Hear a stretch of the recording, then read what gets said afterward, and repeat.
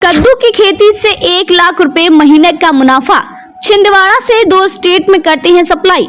अब नया बीज भी खुद तैयार कर लेते हैं। छिंदवाड़ा के चिन्हिया कला गांव के रहने वाले बलराम उस रेठे 8वीं तक पढ़े हैं। उनके पास करीब 8 एकड़ जमीन है। 3 एकड़ में कद्दू और 5 एकड़ में परंपरागत खेती कर रहे हैं। इनके कद्दू छिंदवाड़ा, नागपुर और रायपुर के बाजारों में ज्यादा डिमांड रहता है।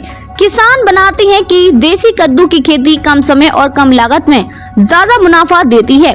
2 साल पहले तक मैं भी सभी किसानों की तरह परंपरागत खेती करता था, जिसमें लागत ज्यादा और इनकम बहुत कम होती थी। उस समय मेरे पास 8 एकड़ जमीन होने के बावजूद घर चलाना मुश्किल हो रहा था। फिर मैंने खेती में से ही कुछ नया तरीका करने का सोचा।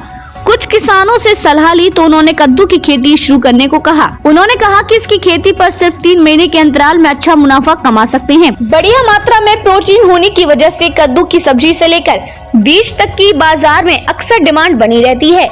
उसके बाद मैं ट्रायल के तौर पर 3 एकड़ में कद्दू की खेती शुरू की। इसके लिए छिंदवाड़ा के ही बड़े गाँव से देसी कद्दू के बीज मंगवाया।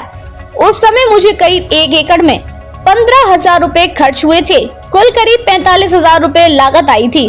3 एकड़ में करीब 450 क्विंटल का पैदावार हुई, जिसमें मुझे करीब 3 लाख रुपए का मुनाफा हुआ था।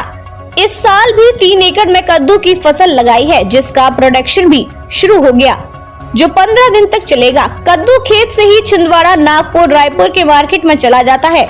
इस खेती में 90 से 100 दिन में 3 लाख रुपए का मुनाफा हो जाता है। कद्दू की खेती के बाद इसी खेती में दूसरी सब्जियां भी लगा देते हैं।